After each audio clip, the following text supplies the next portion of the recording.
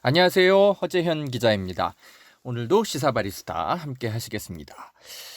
오늘 주제는요. 영화 기생충과 자유한국당에 대한 이야기입니다. 어떤 얘기냐고요? 네, 영화 기생충이 아카데미 작품상을 받았는데 여기에 뻔뻔하게 숟가락 얹으려는 정당이 있어요. 그 정당 자유한국당에 대한 이야기를 해보려고 합니다. 김구 선생이 지하에서 함께 박수 치지 않았을까 합니다. 영화 기생충이 아카데미 작품상까지 결국 받아냈어요. 김구 선생께서 생전에 문화가 강한 나라가 됐으면 좋겠다. 우리나라가 침략하고 무력이 강한 나라, 이런 나라가 아니라 세계인들에게 문화를 전파하는 문화가 강국인 나라가 됐으면 좋겠다. 이런 취지로 말씀하신 적이 있죠. 요즘 우리 한류 열풍들도 그렇고, 그죠? 영화 기생충이 드디어 헐리우드 아카데미 작품상까지 받을 정도가 됐습니다. 얼마나 참 기쁜 날이었습니까? 그죠? 여러 이야기들이 쏟아져 나오고 있는데, 보수 언론인 조선일보도 결국은 뭐 대서특필하고 있죠? 예. 역시나 조선일보. 대세를 빠르게 판단하고 숟가락 얹는데 참 발빠른 언론입니다. 이 언론 예전에 한국 전쟁 있었을 때 우리 수도 서울이 조선공산당 이 군대의 정권이 이제 전복당하니까 김일성 만세 호해 신문 열심히 뿌렸던 신문사가 바로 조선일보죠. 항상 이런 데에는 발빠릅니다. 지금 그 기생충 영화 뭐 헐리우드를 정복했다, 한국 영화의 쾌거다, 뭐 이런 이제 뻔한 그런 평론이나 보도들 말고, 그러나 우리 사회가 이 영화 기생충의 아카데미 작품상 수상을 놓고 진지하게 검토하고 절대 잊어서는 안 되는 그런 교훈들이 따로 있거든요. 이거를 저희 시사바리스타에서 짚어드리겠습니다. 이건 아주 중요한 문제입니다. 커피 내리고 여러분 앞에 다시 오겠습니다. 안녕하십니까, 김용민입니다. 반갑습니다. 우리 허재현 기자를 제가 알게 된 지 10년이 넘었는데요. 뭐랄까요, 한겨레에서 처음 봤는데 한겨레 기자답지 않음에 제가 항상 여러 가지로 인상이 깊었습니다. 한겨레 기자답지 않음이라고 하는 것은 칭찬입니다. 달리 이야기해서 엘리트식 없고요, 사회적 약자에 대한 따뜻한 시선을 항상 가진, 어쩌면 한겨레가 회복해야 할 그런 가치가 아닐까 하는 생각이 드는데 말이죠. 우리 허재현 기자가 참 어려운 과정들이 있었습니다만 이것이 더욱 허 기자를 단단하게 만들고 더 아래로 더 따뜻하게 만드는 그 어떤 과정이 아니었겠는가, 속성 과정이 아니었겠는가 생각이 듭니다. 리프액트 많이 사랑해 주시고, 또 우리 허재현 기자의 유튜브 방송 널리 많이 알려주시고 구독해 주시고, 또한 알람 기능 반드시 클릭해 주셔서 허 기자가 좀 더 큰 스피커가 될 수 있도록 적극적으로 도와주십시오. 김용민님도 응원하겠습니다.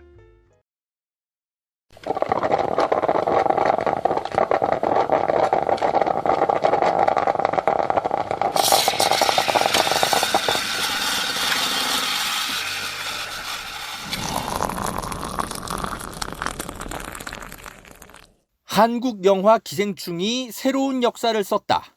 전 세계의 한국 영화, 한국 문화의 힘을 알린 기념비적인 사건. 문화는 국민 모두가 함께 공유하는 국민적 양식이며 산업. 창작자와 소비자 모두를 행복하게 만들고 사회 전체를 밝고 건강하게 만드는 힘을 가진 것이 바로 영화이고 문화다. 자, 제가 어떤 논평을 읽어드린 건데요. 이거 어디서 낸 논평 같습니까, 여러분? 네, 놀랍게도 자유한국당 박용찬 대변인의 논평입니다. 네. 이분들이 이 영화 기생충이 칸느 영화제에서 황금종려상 받았을 때는 차마 논평을 못 낸 것 같은데, 이번에 아카데미 영화제에서까지 수상을 하니까 도저히 그냥 넘어가기엔 너무 겸연쩍었나 봐요. 빨리 좀 숟가락 좀 얻고 싶었나 본데, 그래도 그렇지. 이렇게 유체 이탈하는 논평을 낼 수 있습니까? 네. 자유한국당은 이런 한가한 논평을 내서는 안 됩니다. 제가 논평을 대신 써드릴까요? 자유한국당은 봉준호 감독에게 진심으로 사과드립니다. 앞으로 문화예술 분야에 정치적 탄압이 없도록 뼈를 깎는 자성을 하는 계기로 삼겠다. 이런 논평을 해야 되는 거 아닙니까? 왜요? 아시잖아요, 여러분. 봉준호 감독. 이명박 박근혜 정부 때 문화예술계 블랙리스트가 작성이 됐었죠. 그래서 퇴출 대상으로 낙인 찍어가지고 정권이 계획했던 그런 대표 감독 중에 한 명이잖아요. 참 어이가 없는 일이었죠. 봉준호 감독 그 정의당의 전신인 민주노동당 여기에 이제 당원이었죠, 공개적으로. 문재인 정부가 이제 출범하고 나서 국정원 개혁위원회가 이제 발족했는데 여기서 이제 발표한 내용을 보면 봉준호 감독이 이렇습니다. 2017년에 이제 발표된 보도 자료를 보면 그 MB 정부 시기에 문화 연예계 내 정부 비판 세력 퇴출건. 제목부터 어마무시한 문건입니다.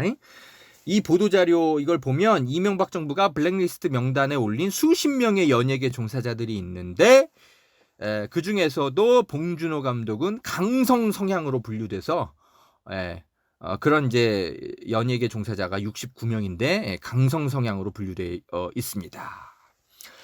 자, 이 문건을 보면 이명박 정부는 영화 괴물에 대해서 이렇게 평가하고 있어요. 반미 및 정부의 무능을 부각하는 영화. 괴물 영화 보신 분들 기억나시죠? 이 영화가 이렇잖아요. 이제 미군이 한강에 이제 오염물질을 유입시키고 이제 그래서 생태계 교란이 일어나가지고 정체불명의 이제 그 생명체 괴물이 출현하는데 이걸 지금 뭐 정부가 제대로 통제도 못하고 우왕좌왕하죠. 결국 이제 사람들이 막 죽어나가고 결국 이 괴물을 때려잡는 건 평범한 시민. 이 한강에서 이제 조그만 매점을 운영하던 우리 국민이 나서서 결국 괴물을 때려잡는 영화죠. 그래서 이걸 가지고 이명박 정부는 반미 정부의 무능을 부각하는 영화다. 이렇게 평가했어요. 참 풍자와 그러니까 풍자를 풍자로 못 받아들이는 거죠. 뭐 그런 정도의 인식을 가지고 있는 정부였던 거죠. 뭐 다른 영화들에 대한 평가도 비슷합니다. 살인의 추억 영화 기억나시죠? 공무원 이걸 이렇게 평가했더라고요. 공무원과 경찰을 부패, 무능한 비리 집단으로 묘사해 국민에게 부정적인 인식을 주입하는 영화. 네. 그리고 설국열차 800만 관객 동원했던 설국열차. 시장 경제를 부정하고 사회 저항 운동을 부추기는 영화. 이렇게 정부가 평가했습니다. 어이가 없습니다. 진짜 풍자를 풍자로 못 받아들이고 농담을 농담으로 못 받아들이고 예술을 예술로서 평가할 수 있는 능력이 없는 사람들이에요. 이런 사람들은. 물론 이 봉준호 감독이 블랙리스트에 올랐지만 실제로 크게 뭐 이렇게 본인이 뭐 영화를 만드는데 어떤 심각할 정도로 지장받은 거는 없다고 이렇게 밝혔어요. 그렇지만 이제 봉준호 감독이 이제 언론 인터뷰에서는 그런 리스트를 만드는 것 자체가 죄악이다. 연극이나 소설 등 국가적 지원이 필요한 분들이 힘든 시절을 보냈기에 그분들에게는 트라우마가 아닐까 생각한다. 이렇게 언론 인터뷰에서 자신의 블랙리스트 올라갔던 그 문제에 대해서 밝힌 바 있습니다. 자, 여러분. 이 언론계 블랙리스트, 이 문화계 블랙리스트 이런 거를 작성하는 게 정부가 왜 하면 안 되냐면 이게 자, 여러분. 봉준호 감독은 실제로 뭐 어떤 뭐 불이익을 받은 게 없다고 해서 이게 가벼운 문제가 절대 아닌 겁니다. 그나마 봉준호 감독 정도 되니까 정부가 어떻게든 노력하려고 해도 쉽게 영향을 안 받은 거예요. 영화계에서는 이미 권력을 쥔 사람이거든요. 그런데 문제는 봉준호 감독만큼의 힘을 갖지 못한 그런 문화예술계 인사들이 이런 불이익을 받는 겁니다. 그러니까 뭐냐, 정부에 우리가 잘못 지켰다가는 우리가 결코 그 자본의 투자도 못 받고 그러겠구나. 극장에도 제대로 못 걸릴 수 있겠네. 이렇게 이제 심리적으로 위축되게 만든다는 거죠. 예? 그게 위험한 겁니다. 실제로 여러분 이번에 그 아카데미 시상식에 이제 CJ 그룹의 이제 이미경 부회장이 같이 올라가서 뭐 이제 일부 이제 진보 인사들이 좀 비판도 하고 그러긴 했는데, 이분 엄청나게 그 박근혜 정부 때 탄압받지 않았습니까? 예. 물론 뭐 투자자가 왜 책임 프로듀서라고 해서 막 이게 나서서 수상 소감까지 말하고 이런 게 너무 오버한다, 뭐 이런 이제 해외에서는 이런 거 없다, 이런 이제 비판도 있긴 했는데, 뭐 물론 이거 자제돼야 되는 건 맞죠. 그런데 한국적인 이 상황에서는 이미경 부회장도 한 번쯤은 주목받을 필요가 있습니다. 예. 박근혜 정부 때 대놓고 정권이 그 영화 뭐 좌파 영화인들 양성한다고 대놓고 쫓아내려고 했잖아요. 예. 영화 변호인 제작한 거 이런 것 때문에 좌편향적이라고. 예? 참 뭐 진짜 나쁜 짓 저질렀습니다. 박근혜 정부에서. 그때 그 조원동 전 청와대 경제수석이 이거 다 드러난 거 아니에요. 2013년 7월에 이미경 부회장 좀 경영에서 물러나게 해다. 이렇게 지금 CJ 그룹에 압력을 넣으라는 게 지시 사항이 다 밝혀졌잖아요. 예? 그래서 이 실제로 조원동 당시 청와대 경제수석이 CJ 그룹의 회장을 이제 호텔에서 만나가지고 이 박근혜 대통령의 당시 지시사항을 전달을 했습니다. 그래서 이미경 부회장이 정말 너무 황당했죠. 예? 그러니까 이 박근혜 대통령 같은 사람이 이게 한나라당이 다시 집권하고 이랬으면 이 기생충 같은 영화는 나올 수가 없는 영화였어요. CJ 그룹이 그거 버틸 수 있었겠습니까? 예? 이번에 CJ 그룹이 그 오스카 수상하는 이 기생충이 아카데미 작품상 수상하게 되는 과정에서 이 홍보에 CJ 그룹이 엄청나게 투자를 계속했습니다. 이게 박근혜 정권이 연장됐다면은 이거 불가능했을 거예요.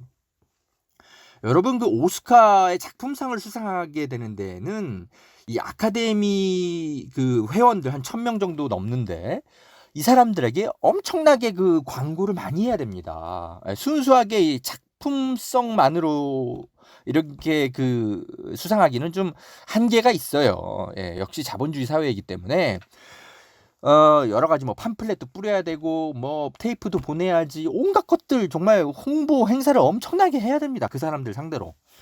그래서 실제로 한 5개월 가까운 기간 동안 CJ 그룹이 이 기생충 홍보하는 데에 한 100억 원 정도를 쓴 걸로 지금 알려지고 있어요.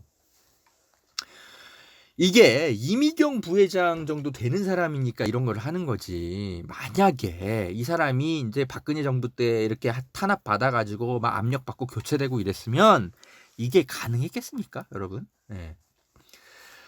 이러니까 그 홍준표 같은 사람, 영화 기생충 뭐 이런 걸 보는 게 참 뭐랄까 불편했을 겁니다.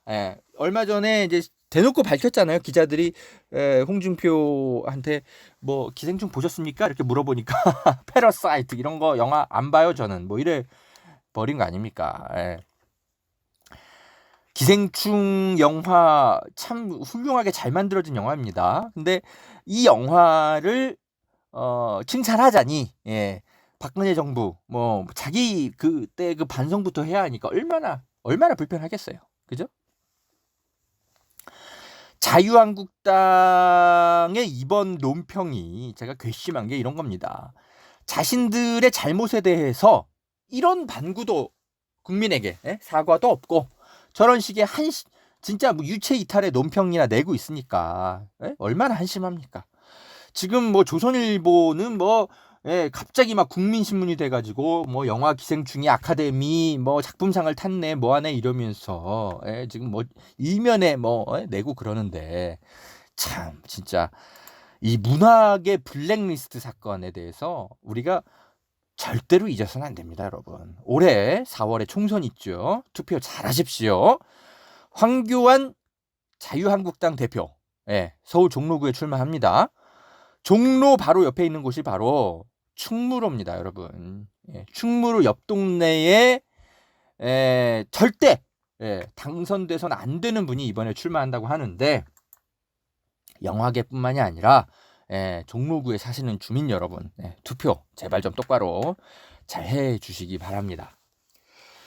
자, 기생충의 아카데미 작품상 수상 쾌거, 단순히 뭐 국뽕에 취해서 우리나라 국민 만세 뭐 이런 얘기만 할 게 아니라, 기생충의 작품상 쾌거에 숟가락 얹어서는 안 되는 사람들, 유체 이탈에 논평을 내서는 안 되는 사람들, 이걸 반드시 언론이 짚어야 되는데, 글쎄요, 언론들이 얼마나 짚을지 잘 모르겠습니다.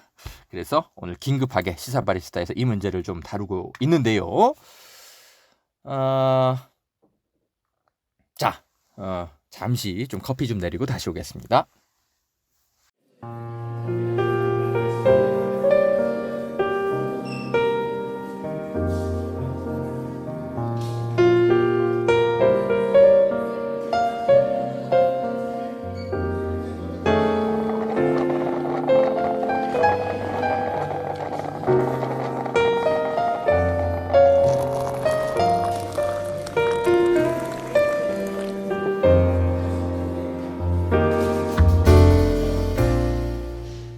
자, 허재현 기자의 시사바리스타 함께하고 계십니다. 오늘은 제가 이 기생충과 관련한 영화, 이 아카데미 수상하는 영화 이야기를 굳이 왜 드리냐면, 이 정치의 논리로 문화를 통제하고 관리하려는 것의 위험성에 대한 이야기. 이거는 단순히 뭐 영화 기자뿐만이 아니라 우리 사회 문제의 여러 가지 문제들을 함께 살펴봐야 되는 그런 이제 주제라서 그렇습니다. 사실 우리나라 요즘 이제 여러 이제 세계적으로 주목받고 있는 한류 열풍, 영화, 드라마, 노래, 이런 모든 것들이 여러분 언제 시작됐습니까? 90년대 중후반부터 시작된 걸로 분석을 할 수가 있죠. 그런데 여러분, 우리나라의 이런 문화들이 이제 세계적인 성과를 내기 시작하는 게 여러분 60년대 초중반 혹시 기억나십니까? 이게 90년대 중반에 막 어느 날 갑자기 퍽 하고 생긴 게 아니라요. 잘 여러분 기억 더듬어 보시면 60년대 초중반까지도 우리 영화 경쟁력이 굉장히 강했습니다. 그때 그 영화 시장도 굉장히 컸었어요. 90년대, 80년대보다도 2배, 3배 이상 영화 시장이 컸었어요. 우리나라 60년대 초중반에. 기억나십니까, 여러분? 그런데 이게 70년대, 80년대에 확 죽어버린 거죠. 60년대에 정말 어마어마한 감독들이 있었습니다, 여러분. 김기영 감독, 유현목 감독, 이만희 감독이라든지 신상옥 감독. 야, 이름만 지금 대도 여러분들 막 감탄사가 나오죠. 정말 지금 이분들의 영화를 지금 봐도 와, 이게 반세기 전 영화가 맞아? 이렇게 믿기지 않을 정도로 그 당시 작품의 주제의식과 리얼리즘 이런 것들이 정말 대단했었습니다, 여러분.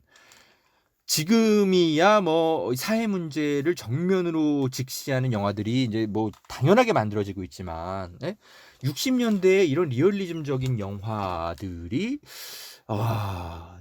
정말 이런 게 이제 당시에 이제 그 4.19 혁명이라든지 이런 어떤 사회적인 분위기 속에서 이런 것들이 가능했었는데, 우리가 7, 80년대에 너무나 암흑기를 겪다 보니까 이런 당시 60년대의 리얼리즘적인 훌륭한 예술 영화들, 그러니까 대중 영화이면서 예술적 어떤 그 퀄리티를 가지고 있는 그런 영화들이 존재했다는 걸 우리가 잊어먹고 살았었어요. 저 같은 80년대 이후에 출생한 사람 세대에서는 이 60년대 영화를 몰라요. 자, 어떻게 이런 일이 벌어졌느냐? 제가 역사를 살펴보니까 이렇습니다, 여러분. 그러니까 30대 이후, 40대 미만의 이제 그 청취자분들은 아마 이런 거 잘 기억 안 나실 거예요. 제가 그렇거든요. 1962년에 이제 박정희가 당시에 이제 쿠데타를 일으켜서 독재 정권을 이제 만들죠. 그러면서 제일 먼저 시작했던 게 영화법 이런 걸 만드는데, 그때 무슨 일이 벌어졌냐면, 그때 이제 한 70여 개 정도의 영화사들이 이제 난립해서 막 경쟁하면서 막 좋은 영화들을 막 경쟁하면서 만들어냈던 거죠. 그런데 이거를 갑자기 16개로 확 통폐합시켜 버립니다. 그러면서 정부가 제작자의 신규 등록하는 요건을 대폭 강화해 버렸어요. 예.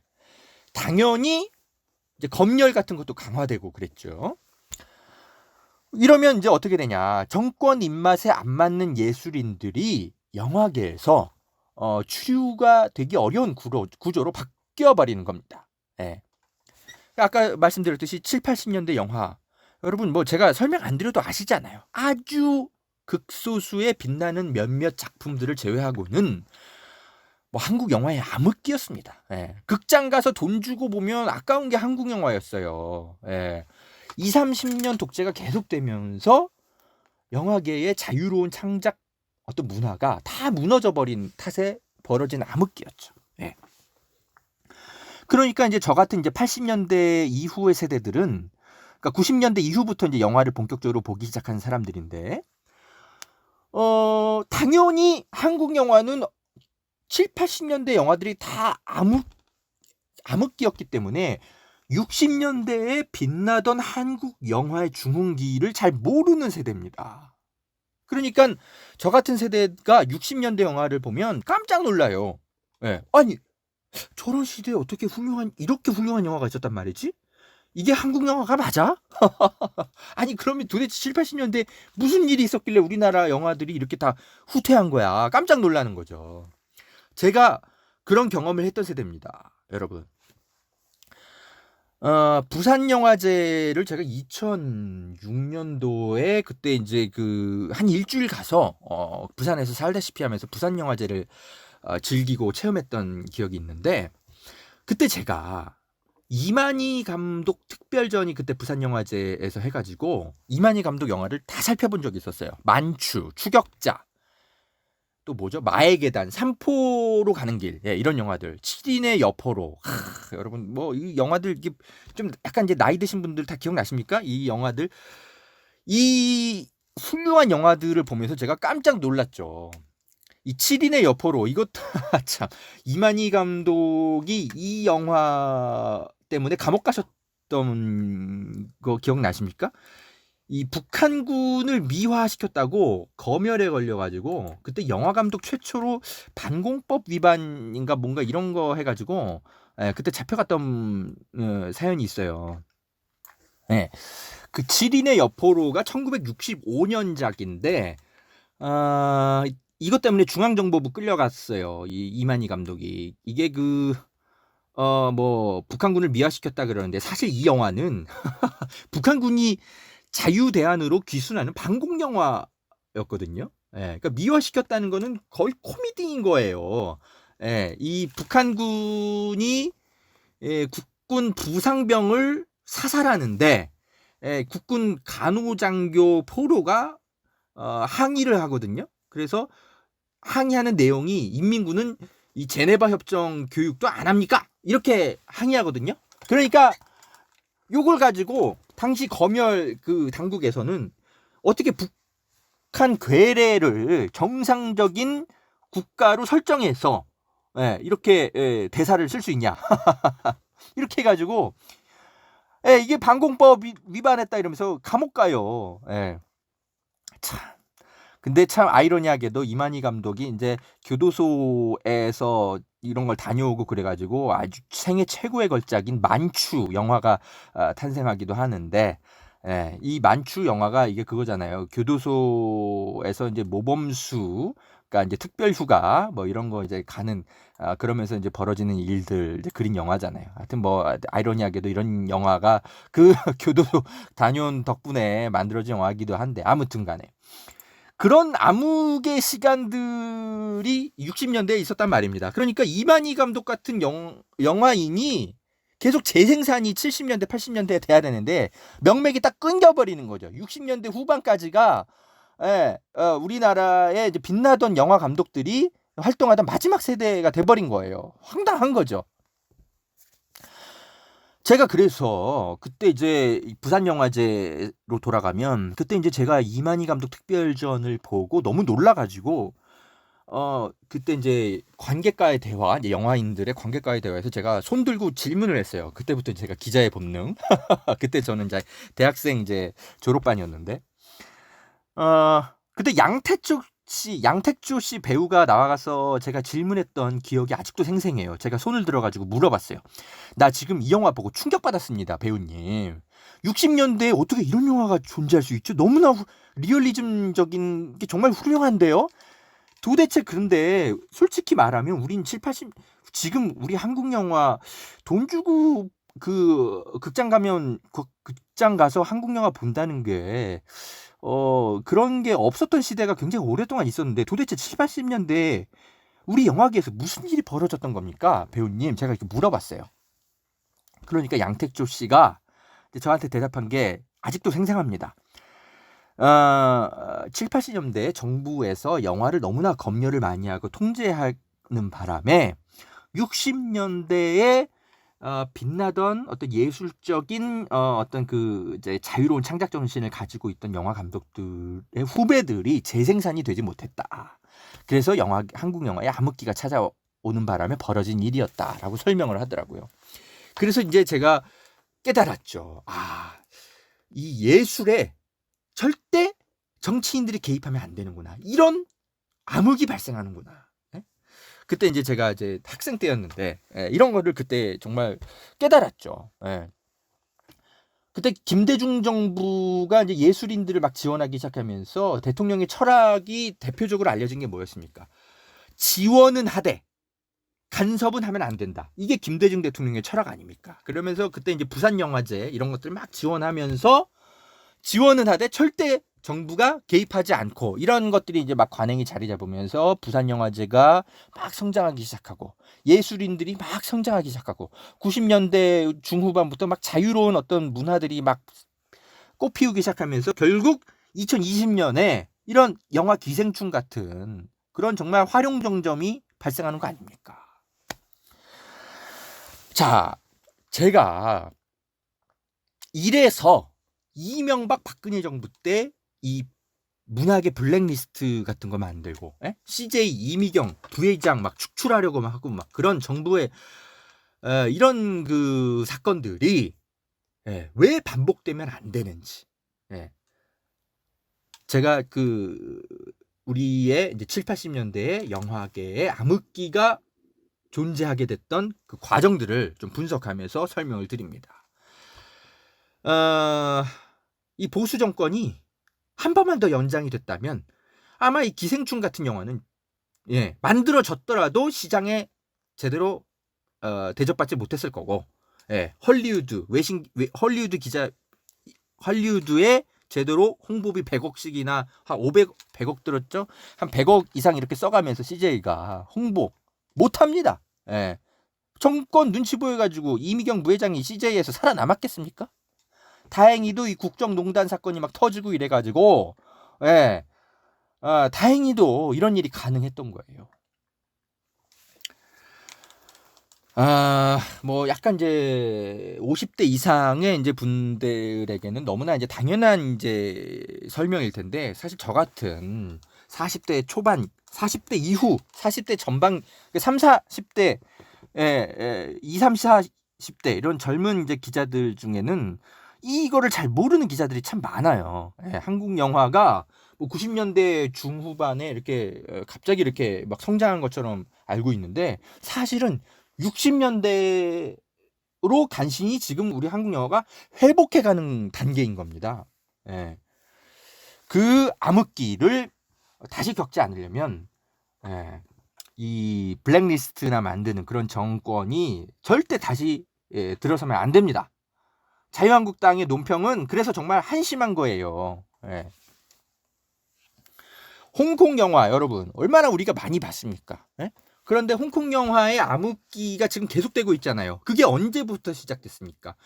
우연의 일치인지는 모르겠지만 홍콩 영화의 어떤 자본의 흐름이 바뀌고 검열의 기능이 강화되고 그런 시기가 홍콩의 주권이 그 반합 중국 정권을 중국으로 반환된 이후부터 굉장히 암흑기가 시작되잖아요. 우연의 일치라고 절대 볼 수 없는 거죠.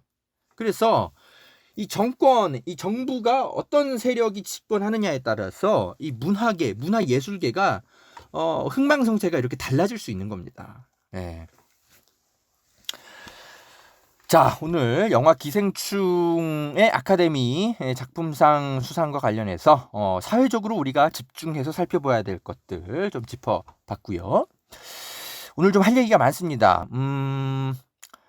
헐리우드 시상과 관련해서 좀 더 이 얘기만 드리고 좀 마무리를 할게요. 이 헐리우드 이제 아카데미 수상 이런 것들 이제 그 상 받는 분들의 수상 소감을 보면 우리나라랑 달리 정말 이 인문학적으로나 사회학적으로 얼마나 그 훌륭한 말들을 많이 쏟아내는지 정말 그래서 시상식을 보고 있으면 정말 너무나 재밌어요. 왜냐하면 수상 소감들이 뻔하지가 않거든요. 인문학적으로나 사회학적으로 굉장히 훌륭한 소감들이 많이 나오는데 이번에도 그랬습니다.